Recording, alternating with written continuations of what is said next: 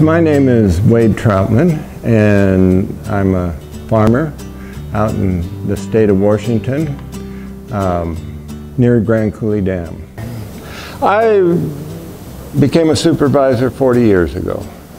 I think I was 26, 27 at the time, and I think I probably by now have attended over 500 district meetings.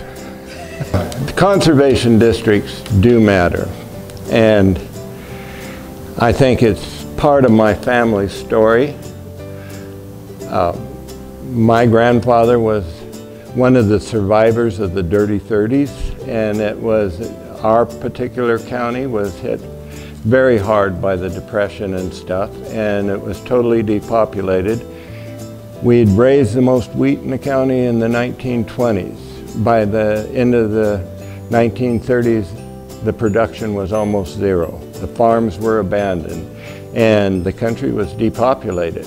And they started bringing it back into production during the war and afterwards, and it's a very light soil. It blows, and so we have continual dust storms, at least when I grew up. And one of my jobs when I was young, like 5, 6 years old, is when the wind would come up in the fall, my sister and I would wipe the tables down just before Mom served dinner, and then by the time dinner was over, you could see where all the cups and plates sat, because the dust was that fine and that solid. But with the conservation districts, we looked at one program after another, and as technologies came along, we kept adapting. Now the whole area, except for a couple of individuals, is direct seeded. And I came back from a meeting a couple of years ago, and the wind started blowing out of the west. When I was younger, I would have sheltered in place. And I was able to drive on home, and it dawned on me what a difference we had made over the years. It was hard work, and it wasn't immediate gratification, but if you stick around long enough, you can actually see the difference you've made on the landscape. And so sometimes you have to experience the worst to appreciate the best and the absolute need for conservation. And it doesn't just affect the people on the land, it affects the cities and actually the health of the country. Why does NACD matter? When I first became a supervisor, I thought, I'm not going to NACD. I'm not, those people back in DC or wherever, they don't know nothing. And as I got involved and as I started participating, I found out what a difference we could make. And I've got to be around long enough just to see the incredible effect we have nationally.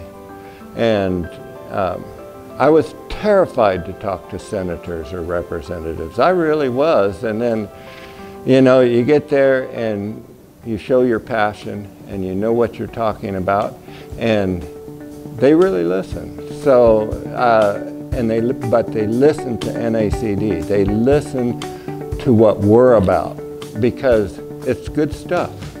The more you get out, the more you get up there and involved on a national level, you will find that your problems are the same as everybody else.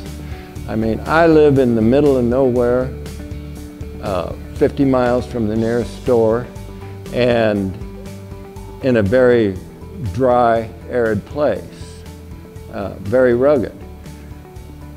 Through NACD, I have a friend that's a cranberry grower right outside of Boston. And how different could we possibly be? And as you're involved nationally, you can get people from Boston or down south or out west to be fighting for your issues. And that power is incredible, and the learning experience of finding out how other people approach their problems is tremendously empowering. And I've just been in awe of the talent and stuff. And these people have come from different walks of life and from all over the country. And just to be part of that is I'll carry with me to my grave.